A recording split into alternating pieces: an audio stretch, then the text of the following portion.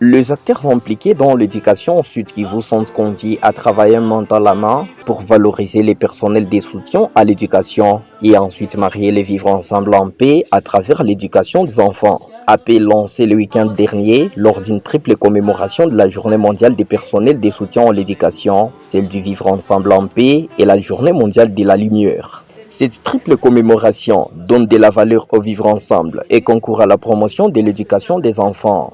Les commémorations qui marient les liens directs avec l'amélioration de la qualité de l'éducation offerte aux enfants. Tikuru Moufarigi, directeur général de l'école de formation des accompagnateurs scolaires, estime qu'il est impérieux que les intervenants dans le secteur de l'éducation unissent les efforts ensemble pour le rayonnement de l'éducation au Sud Kivu. Le tout à travers le soutien de la communauté des accompagnateurs scolaires. Dans l'accompagnement de la réussite scolaire et éducative de l'enfant, de se joindre à cette communauté.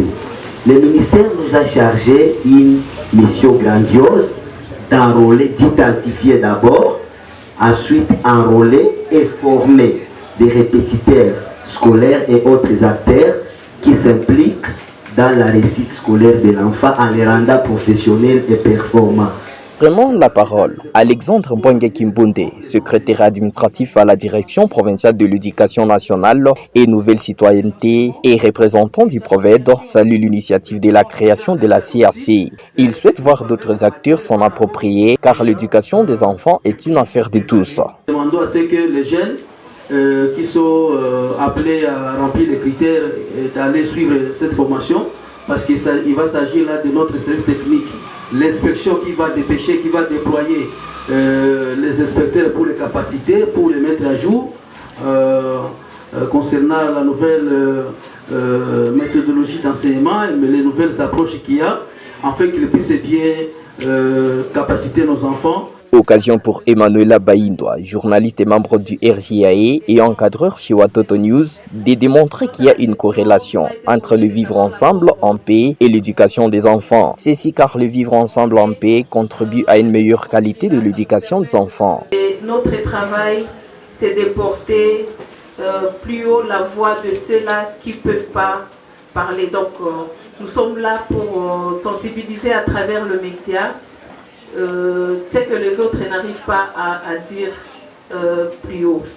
L'apport du RJAE, c'est à travers les articles de chaque enfant junior que nous encadrons, qui sensibilise l'autre sur la paix, qui sensibilise au niveau de son école, au niveau de sa famille, sur le vivre ensemble. Ici est dénoté que la commémoration de la journée mondiale dédiée au personnel des soutiens à l'éducation a coïncidé avec celle du vivre ensemble en paix et la journée de la lumière. Cette journée a été co-organisée par le potentiel RJAE, GSC, GoShop et Mashuja Art Center. Nous ne serons jamais égaux tant qu'il y aura de comparaison. Et vous savez que j'ai raison. Car s'il y a un pauvre, c'est qu'il y a aussi un riche. S'il y a un faible, c'est qu'il y a aussi un fort. Et puis les scientifiques diront que c'est juste une sélection naturelle. C'est que la nature est-elle aussi injuste? Dites-moi. Ceci n'est pas une thérapie, mais c'est juste l'alarme de mon cœur. Je ne m'aimerais pas crever tout en gardant ça pour moi, sachant qu'il y a des gens qui pensent comme moi et ont envie de déclencher l'alarme de leur cœur.